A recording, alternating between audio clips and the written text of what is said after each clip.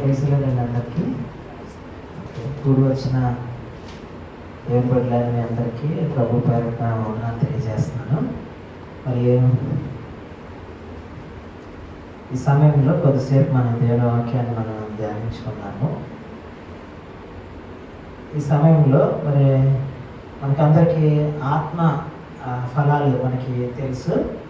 మరి గలతీయులకు రాసిన పత్రిక 5వ అధ్యాయము 22వ వచనంలో మనకి ఆత్మ ఫలాలు గురించి మనం చదువుకుంటాము.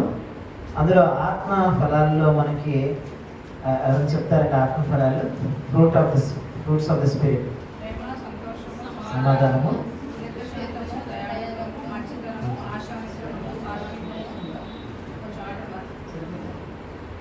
అందులో మనకి ఈ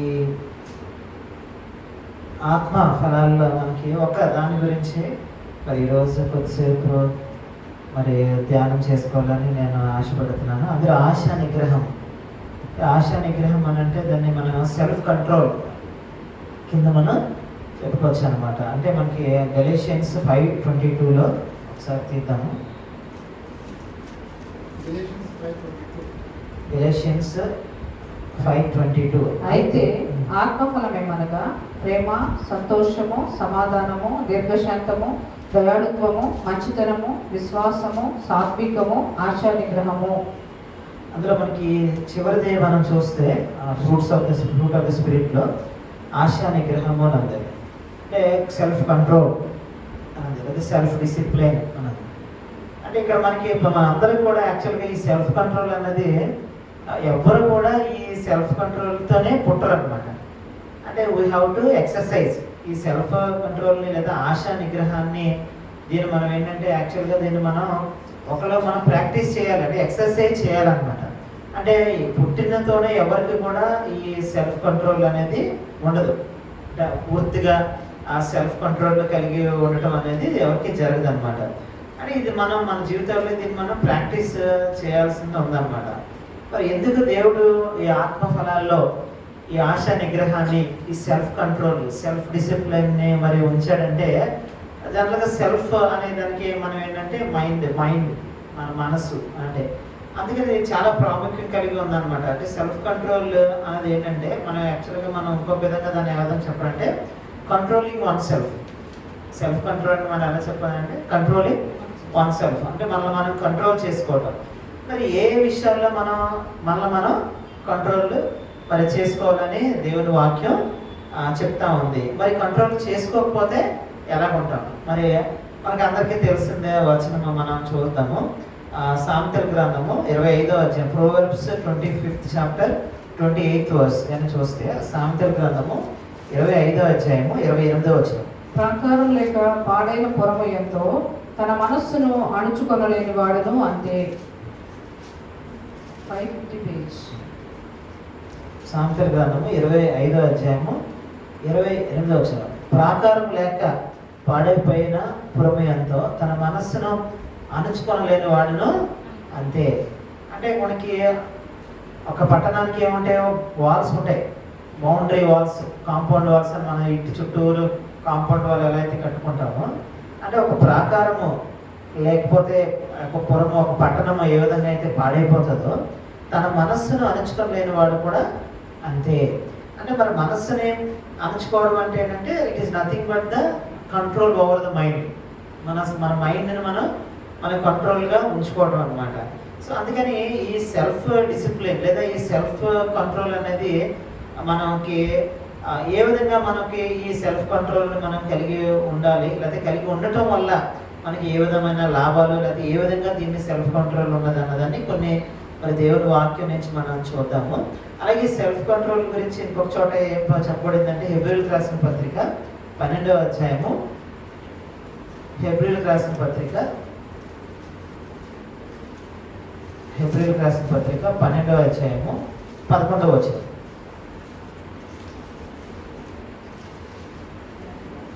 హెబ్రీయులకు రాసిన పత్రిక 12వ అధ్యాయం 11వ వచనం. మరియు ప్రస్తుత మందు సమస్త శిక్షయు దుఃఖకరముగా కనబడునే కానీ సంతోషకరముగా కనబడదు. అయినను దాని యందు అభ్యాసము కలిగిన వారికి అది నీతి అను సమాధానకరమైన ఫలమిచ్చును. అంటే ఈ సెల్ఫ్ డిసిప్లిన్ అన్నది జనరల్గా ఏంటంటే దాన్ని మనం ప్రాక్టీస్ చేసేటప్పుడు ఏంటంటే దానికి మనకు చాలా కఠినంగా అనిపిస్తుంది, చాలా ఇబ్బందిగా అనిపిస్తుంది ఈ సెల్ఫ్ డిసిప్లిన్గా ఉండటం అన్నది. ఇప్పుడు మనం చూస్తాం కదా, ఇప్పుడు క్లాస్లో కూడా ఎవరినన్నా మనం స్ట్రిక్ట్గా ఉన్నాం అనుకోండి, మనం ఎవరికి నచ్చం, స్టూడెంట్స్కి మనం. అలాగే ఎవరైనా సరే మనం కూడా ఒక్కొక్కసారి పిల్లల్ని మనం డిసిప్లిన్ చేసే విషయంలో మనం డిసిప్లిన్ చేస్తున్నప్పుడు అది వాళ్ళకి చాలా కష్టంగా బాధగా ఉంటుంది. కానీ అదేం యాక్చువల్గా డిసిప్లిన్ చేయడం వల్ల అది వాళ్ళకి మేలే, వాళ్ళకి చాలా మంచిగా జరుగుతుంది అనమాట. అంటే ఆ ప్రస్తుతానికి ఉన్న ఆ కఠినత్వం ఏదైతే ఉందో, సెల్ఫ్ డిసిప్లిన్ ఉందో, అది మనం ఓపికగా పట్టుకుంటే అది మన మేలు కొరకే మరి అని మనం శిక్షిస్తామని దేవుడు కూడా అలాగే మనం చెప్తున్నాడు అనమాట. సో అందుకని అంటే ఎంత ప్రాముఖ్యత కలిగి ఉందన్నమాట. అంటే సెల్ఫ్ డిసిప్లిన్ అనేది మనం చూస్తే ఆశా నిగ్రహము లేదా సెల్ఫ్ కంట్రోల్ అనే దాన్ని మనం చూసినప్పుడు ఇది దేవుడు వాక్యంలోనే చెప్తుంది, one must have self control over himself. ప్రతి ఒక్కరు కూడా ఈ ఆశా నిగ్రహాన్ని కలిగి ఉండాలని ఆత్మఫలాల్లో కూడా దాన్ని ఆశా నిగ్రహాన్ని దేవుడు దాన్ని పెట్టారనమాట. మరి ఏ విధంగా మనం ఈ సెల్ఫ్ కంట్రోల్, ఏ విధంగా ఈ ఆశా నిగ్రహాన్ని మనం కలిగి ఉంటాము, అది 3 ఆస్పెక్ట్స్లో మనం చూద్దాము. మొట్టమొదటి ఏంటంటే డిసిప్లైనింగ్ యువర్ మైండ్. అంటే ఈ ఆశా నిగ్రహాన్ని లేదా ఈ సెల్ఫ్ కంట్రోల్ని, ఈ సెల్ఫ్ డిసిప్లైన్ మనం ఏ విధంగా ప్రాక్టీస్ చేయొచ్చు అంటే 3 రకాలుగా మనం ప్రాక్టీస్ చేయొచ్చు దీన్ని. ఒకటి ఏంటంటే ఫస్ట్ డిసిప్లైనింగ్ యువర్ మైండ్. అంటే మన మైండ్ని చాలా డిసిప్లిన్గా ఉంచుకోవాలన్నమాట. అందుకనే ఒక సామెత ఉంది, ఎన్ ideal mind is devil's workshop అని ఉంది. అంటే నీ మైండ్లో ఏమి ఆలోచనలో లేకపోతే ఏది అసలు ఏ పని లేకుండా, ఏ ఆలోచన లేకుండా అలాగా ఒక ఐడియల్గా ఉంటే అదేమవుతుందంటే ideal mind is devil's workshop అన్నారు. అంటే మనకు ఆలోచనలు, మన యొక్క థాట్స్, మన యొక్క ఫీలింగ్స్ అన్నీ కూడా మైండ్లో నిక్షిప్తం అయి ఉంటాయి. అంటే మైండ్ అనేది చాలా జాగ్రత్తగా మనం కాపాడుకోవాలని చెప్తున్నది వాక్యం. కొరింథీయులకు రాసిన రెండో పత్రిక 10వ అధ్యాయము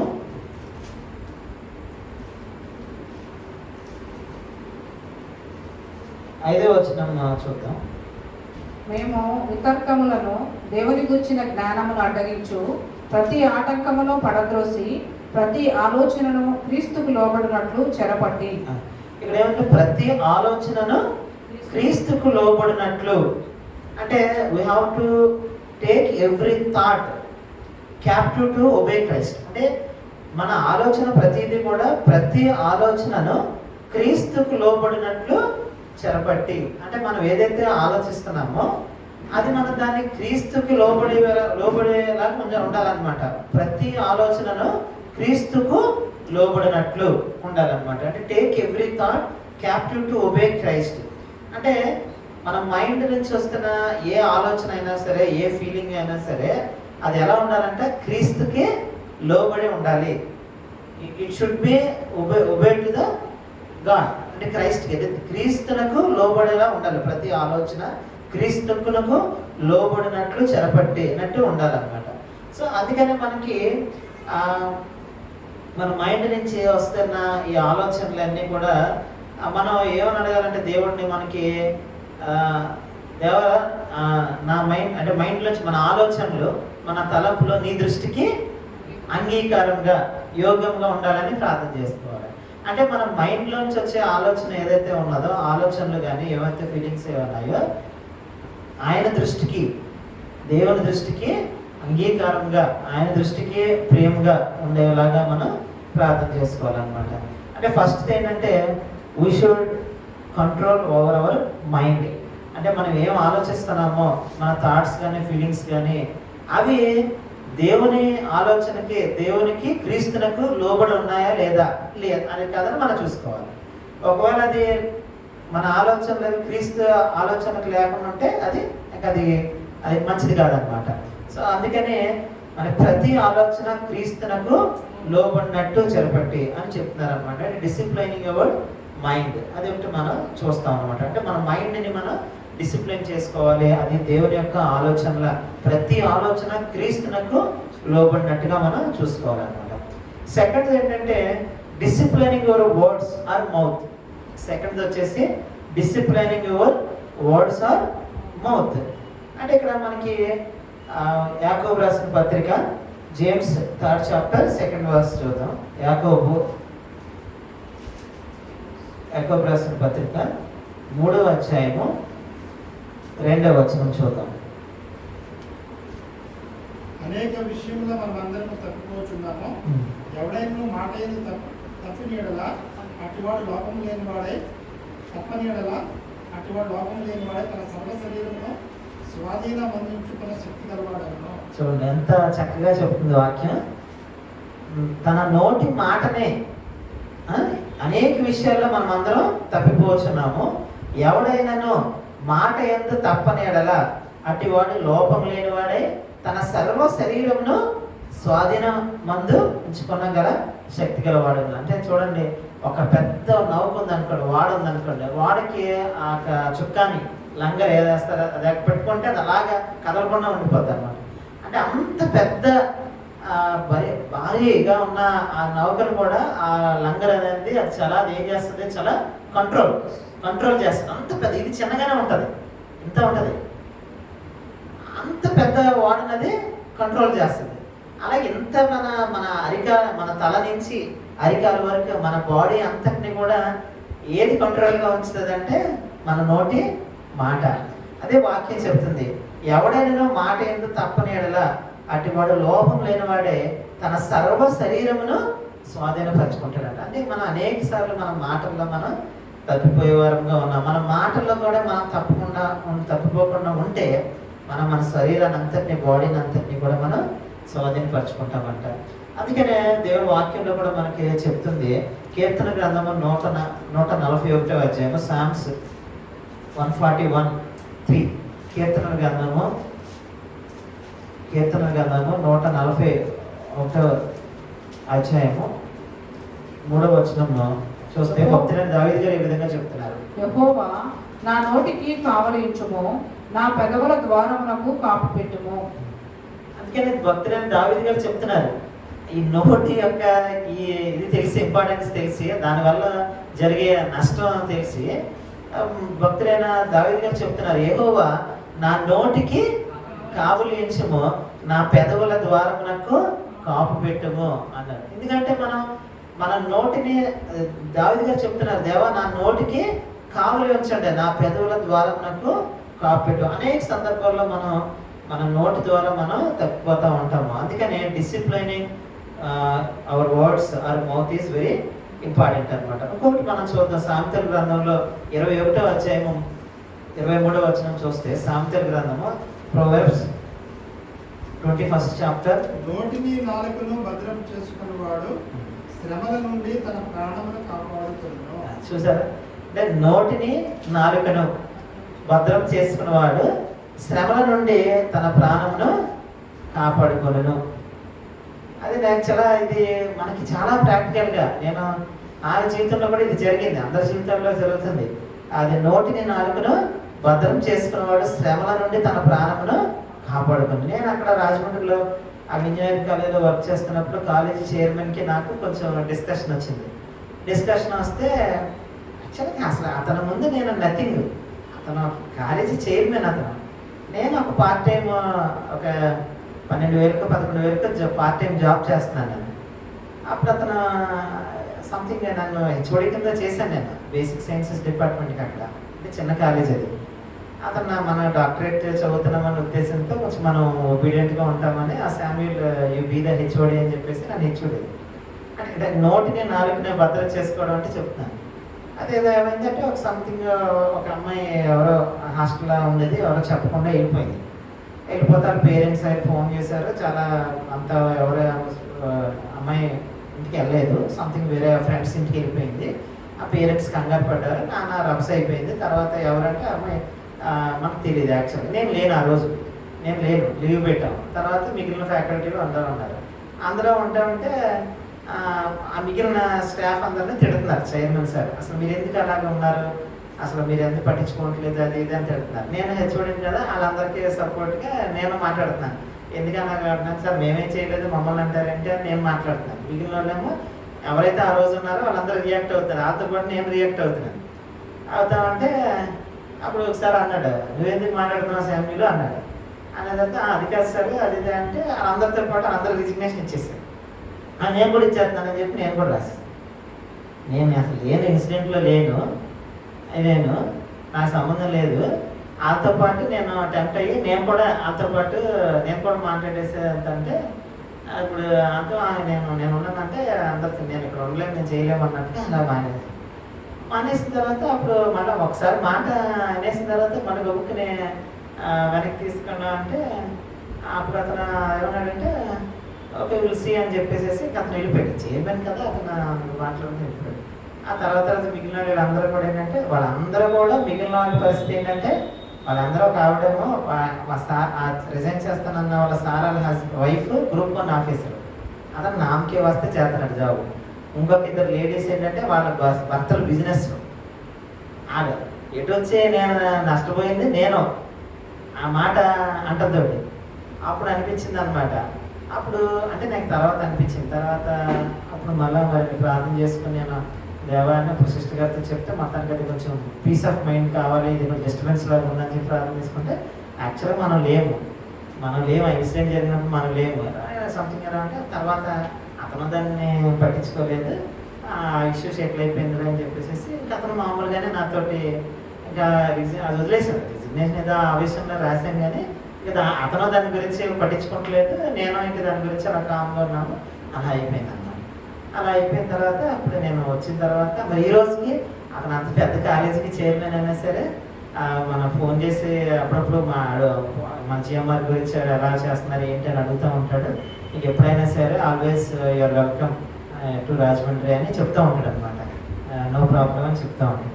అంటే మరి కొంచెం అలా చెప్పడం వల్ల చాలా ఇబ్బంది పడిపోయాము. ఎందుకంటే చైర్మన్ తోటి అలాగే ఒకేసారి మేము అలాగైనప్పటికంటే నోటి మాట అంటే నా నోటిని నాలుకను భద్రం చేసుకున్నవాడు శ్రమల నుండి తన ప్రాణమును కాపాడుకొనును అంటే మరి ఆయన అంటే యాక్చువల్గా మన వాక్యంలో కూడా ఉంది కదా, మన పై అధికారులు మన మీద ఏదన్నా ఇచ్చినప్పుడు మనం తగ్గి ఉండాలి, లోబడి ఉండాలి, చాలా సహనంతో ఉండాలని ఉంది కదా. మనం వెంటనే మనం అంత రైజ్ అవ్వకూడదు అని ఉంది కదా. అలా లేదనమాట. అలా లేకపోవడం వల్ల అతను ఇదైంది. సో అలా జరిగింది అనమాట నా పర్సనల్ విషయంలో. అంటే ఈ వాక్యం గుర్తొచ్చి నాకు చెప్పారు. అంటే నోటిని నాలుగును భద్రం చేసుకున్నవాడు శ్రమల నుండి తన ప్రాణంను కాపాడుతున్నాడు. సో దాన్ని బట్టి ఏంటంటే సో మనకి disciplining our words our mouth is very important అన్నమాట. సో మూడో ఆస్పెక్ట్ మనం చూస్తే disciplining our body and character. Disciplining our body and character అంటే ఈ సెల్ఫ్ కంట్రోల్ అనేది అంటే ఈ మూడు అంశాల్లో సెల్ఫ్ కంట్రోల్ అనేది మన మైండ్లో సెల్ఫ్ కంట్రోల్ చూసాము, అలాగే మన మాటల్లో సెల్ఫ్ కంట్రోల్ ఉండాలి, అలాగే మన body disciplining our body and character మన బాడీలో కూడా మనం చేయాలన్నమాట. అంటే అదే మనకి చూస్తే అంటే మన ప్రసంగి గ్రంథము చూద్దాం. ప్రసంగి గ్రంథము 5వ అధ్యాయము, ప్రసంగి గ్రంథము సామెతల తర్వాత ప్రసంగి గ్రంథము book of Ecclesiastes 5th chapter 6th verse. నీ దేహమును శిక్షకు లోపరుచున్నంత పని నీ నోటి వలన జరుగునీయకము, అది పొరపాటు చేత జరిగినని దూత ఎదుట చెప్పకము. నీ మాట వలన దేవునికి కోపం పుట్టించి నీ వేళ నీ కష్టమును వ్యర్థపరచుకునేదవు.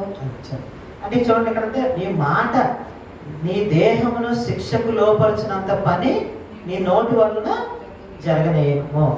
అంటే మన బాడీని మనం వీ హ్యావ్ టు కీప్ అంటే మన బాడీని we have to keep our body. అంటే మన బాడీని అంటే మన శరీరాన్ని శిక్షకు లోపరిచే అంతగా మనం చేసుకోకూడదు అనమాట. అది నోటి వల్ల కూడా మనకు జరుగుతుంది. అదే ప్రసంగి గ్రంథము 11వ అధ్యాయము మనం చూస్తే 11వ అధ్యాయము 10వ వచనం చదువుతాం. లేత వయస్సును నడిప్రాయమును గతించుకోను గనుక నీ హృదయంలో నుండి వ్యాకులమును తొలగించుకొనుము, నీ దేహమును చెరుపుదాన్ని తొలగించుము. మరి నీ దేహాన్ని ఏది చెరుపుతుంది అంటే నీ దేహాన్ని ఏం చెరుపుతుంటే మనం మన దేహాన్ని చెరిపేది అని మనకు తెలిసి కూడా మనం అటువైపు వెళ్తూ ఉంటాం. చాలా మంది మరి స్మోక్ చేస్తూ ఉంటారు. అది స్మోక్ త్రాగుడు, అలాగే వ్యభిచారం, అలాగే వెళ్తే హెచ్ఐవి ఇంకా అలా ప్రాణాంతకమైన రోగాలు వస్తాయని తెలుసు. శరీరం అంతా నష్టపోతుంది, ఆరోగ్యం క్షీణించిపోతుంది, అన్నీ తెలుసు. అందుకని దేవుడు ఏం చెప్తున్నాడంటే నీ దేహములో చెరుపుదాన్ని తొలగించు, నీ దేహములో చెరుపుదాన్ని తొలగించము. అంటే నీ శరీరానికి ఏదైతే నష్టం చేకూరుస్తుందో, నీ శరీరానికి ఏదైతే అనారోగ్యం చేకూరుస్తుందో, నీ శరీరానికి ఏ విషయంలో అయినా సరే అదే దానివల్ల నీ శరీరానికి నష్టం అవుతుందో దాని దగ్గర నుంచి నువ్వు దూరంగా ఉండాలి. అది self discipline, disciplining our body, disciplining our body. నీ శరీరాన్ని చాలా జాగ్రత్తగా నీ దేహంలో చెరుపుదాన్ని తొలగించుకోవాలన్నమాట. అలాగే మనకి లూకా సువార్త చదువుదాం. లూకా సువార్త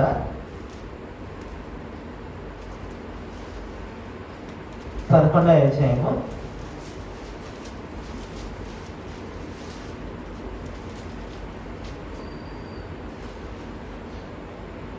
లూకా సువార్త 11వ అధ్యాయము 34వ వచనం నుండి 36 వరకు చదువుకుందాం. నీ దేహమునకు దీపము నీ కన్నే గనుక నీ కన్ను తేటగానుంటే నీ దేహమంతయు వెలుగుమయమై ఉండును. అది చెడినదైతే నీ దేహమును చీకటిమయమై ఉండును. కాబట్టి నీలో నుండి వెలుగు చీకటి అయి ఉండకుండా చూచుకొనుము. ఏ భాగమైనను చీకటి కాక నీ దేహమంతయు వెలుగుమయమైతే దీపము తన కాంతి వలన నీకు వెలిగించినప్పుడు ఎలా ఉండునో అలాగు దేహమంతయు వెలుగుమయమై ఉండునని చెప్పాను.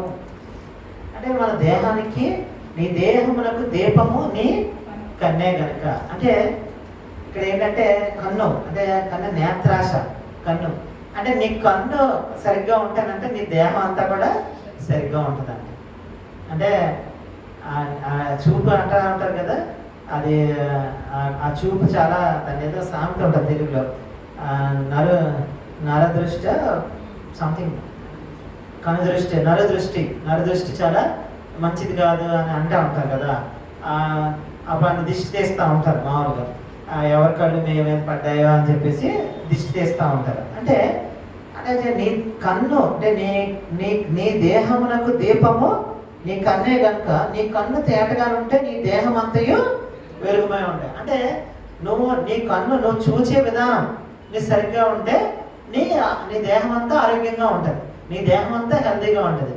నువ్వు చూసే విధానం సరిగ్గా లేదనుకోండి, ఆటోమేటిక్గా అది చీకటి అయిపోద్ది అనమాట. అది ఇతరులకి వెలుగు ఇవ్వాల్సిన నీ దేహం వెళుతూ నివ్వదు అనమాట.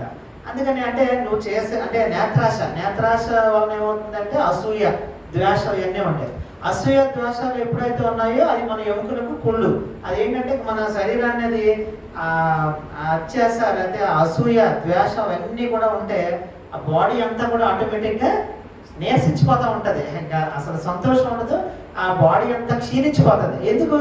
ఎవరు ఏమీ చేయట్లేదు ఆ పర్సన్ని, కానీ కేవలం ఈ చూపు దృష్టి ఉంటాం, చూసే దృష్టి ఉంటా, నన్ను అలా చూస్తున్నారు, ఆమెను ఎలా చూస్తున్నారు, నన్ను ఎలాగా చూస్తున్నారు అని పై రూపాన్ని, పై విషయాల్ని అలా చూసి వాళ్ళ సొంత అభిప్రాయాలు, సొంత ఆలోచనలు, నెగిటివ్ ఆలోచనలు అన్ని పెట్టేసుకోవడం వల్ల వాళ్ళ బాడీని నష్టపరుచుకునే వాళ్ళు ఉన్నారు. అందుకని దేవుడు ఏం చెప్తున్నారంటే నీ కన్ను తేటగా ఉంటే, నీ కన్ను మంచిగా చూస్తే నీ దేహం అంతా కూడా మంచిగా ఉంటుంది. అది సో నీ కన్నుకి నీ దేహమునకు దీపము నీ కన్నే కనుక నీ కన్ను తేటగా ఉంటే నీ దేహం అంతా కూడా వెలుగుమయమై ఉంటుందని చెప్తున్నారు అనమాట. అందుకని మన డిసిప్లైనింగ్ అవర్ బాడీ, మన బాడీని మనం మంచిగా ఉంచుకోవాలంటే మన కన్ను కూడా జాగ్రత్తగా మనం ఏం చూస్తున్నామో అనేది కూడా చాలా జాగ్రత్తగా ఉంచుకోవాలి. అంటే చివరిగా మనకి మన బాడీని ఏంటంటే మన క్యారెక్టర్, మన క్యారెక్టర్ కూడా మనం చాలా జాగ్రత్తగా మనం కాపాడుకోవాల్సిన వాళ్ళమే ఉన్నామన్నమాట. సో అందుకని మనకి అంటే ఈ బాడీని ఈ క్యారెక్టర్ని ఏంటంటే ఎవరికి వాళ్ళు ప్రాక్టీస్ చేసుకోవాలి, ఎవరికి వాళ్ళు అభ్యాసం చేసుకోవాలి. అందుకే 1వ తిమోతికి రాసిన మొదటి పత్రిక 1వ తిమోతి 4వ అధ్యాయము 7వ వచనం. అపవిత్రములైన ముసలమ్మ ముచ్చటలను విసర్జించి దేవభక్తి విషయంలో నీకు నీవే సాధకము చేసుకునము. శరీర సంబంధమైన సాధకము కొంచెము మటుకే ప్రయోజనకరమవును గాని దైవభక్తి ఇప్పటి జీవం విషయంలోను రాబో జీవం విషయంలోను వాగ్దానంతో కూడిందైనందున అది అన్ని విషయములలో ప్రయోజనకరమవును. Thank you. అంటే అపవిత్రములైన ముసలమ్మ ముచ్చట్లను విసర్జించి దేవభక్తి విషయంలో నీకు నీవే సాధకం చేసుకొనుము. అంటే మనకి మనమే ప్రాక్టీస్ చేసుకోవాలి. అదే అలాగే ఇది ఒక్క రోజులో వచ్చేది కాదు, ఇది ఒక్క రోజులో వచ్చేది కాదు. ఇది మనకి మనమే ఇది మనం ప్రాక్టీస్ చేసుకోవాలి, సాధకం చేసుకోవాలి. అందుకని ఈ సాధకం చేసుకున్నప్పుడు అంటే ఎప్పుడైతే ఈ సెల్ఫ్ డిసిప్లిన్ని, ఈ ఆశా నిగ్రహాన్ని మనం ప్రాక్టీస్ చేస్తామో, మనం డిసిప్లిన్ చేసుకుంటామో, అది అన్ని విషయాల్లో మనకి అది మేలే.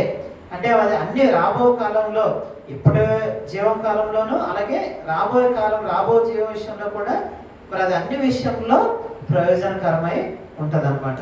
సో అందుకని మనం చూసినప్పుడు అంటే మన లక్షణాలని అన్నీ కూడా ఇవన్నీ మనం ప్రాక్టీస్ చేసినప్పుడు మరి దేవుడు చూపించిన లక్షణాలన్నీ కూడా మనకి ఆటోమేటిక్గా వచ్చేస్తాయి. ఎప్పుడైతే మన మైండ్ని, మన మౌత్ని, మన బాడీని, ఈ మూడింటిని మనం డిసిప్లిన్ చేసుకున్నప్పుడు ఆటోమేటిక్గా ఏంటంటే దేవుని యొక్క లక్షణాలన్నీ కూడా మనకి ఆటోమేటిక్గా మనం వస్తూ ఉంటాయి. ఆ దేవుని లక్షణాలు ఏంటన్నా చదువుకుని ముగించుకుందాం. మరి రెండో పేతురు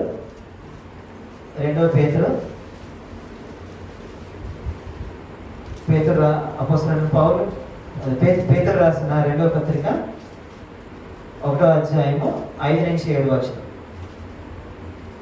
ఆ హేతువు చేతనే మీ మటుకు మీరు పూర్ణ జాగ్రత్త గలవారే, మీ విశ్వాసమునందు సద్గుణమునందు జ్ఞానమునందు ఆశా నిగ్రహమునందు సహనమునందు భక్తి యందు సహోదర ప్రేమ యందు దయను అమర్చుకొనుడి.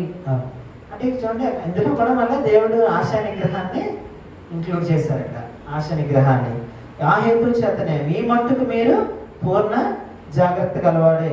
అంటే మీ మట్టుకు మీరు అంటే ఎవరి మట్టుకు వాళ్ళు దీన్ని ప్రాక్టీస్ చేస్తూ ఉండాలి. ఎవరి మట్టుకు వాళ్ళు అంటే అందుకే రక్షణ అనేది వ్యక్తిగతం, ప్యూర్గా. అంటే ఎవరికి వాళ్ళు దీన్ని ప్రాక్టీస్ చేయవలసిందే. మీ మట్టుకు మీరు పూర్ణ జాగ్రత్త గలవారై మీ విశ్వాసమునందు సద్గుణమునందు జ్ఞానమునందు ఆశా నిగ్రహమునందు సహనమునందు భక్తి యందు సహోదర ప్రేమ యందు దయను అమర్చుకునండి. అంటే ఇవన్నీ కూడా మనం చేసినప్పుడు మరి ఇవన్నీ ఆటోమేటిక్గా మనకి ఇవన్నీ ఈ లక్షణాలన్నీ కూడా మనకి వస్తాయన్నమాట. అందువల్ల మనకి మరి దేవుడు ఏం చెప్తున్నారంటే మనకి ఈ ఆశా నిగ్రహాన్ని మన జీవితంలో ఈ సెల్ఫ్ కంట్రోల్ని మనం కలిగి ఉండాలని దేవుని వాక్యంలో మనం ఇప్పటివరకు మనం చూసామన్నమాట. మరి ఎప్పుడైతే ఈ సెల్ఫ్ డిసిప్లైన్ మనం చేస్తామో మన ఈ లోక సంబంధంలో ఏది మనం కూడా నష్టపోయే వారంగా ఉండము, అలాగే మన స్పిరిచువల్గా కూడా మనం ఈ యొక్క లక్షణాలన్నీ కూడా మనం పొందుకునే వారంగా ఉంటామన్నమాట. సో ఆ విధంగా ఉండటానికి పరిశుద్ధాత్మ మన అందరికీ సహాయం చేయండి. ఆమెన్.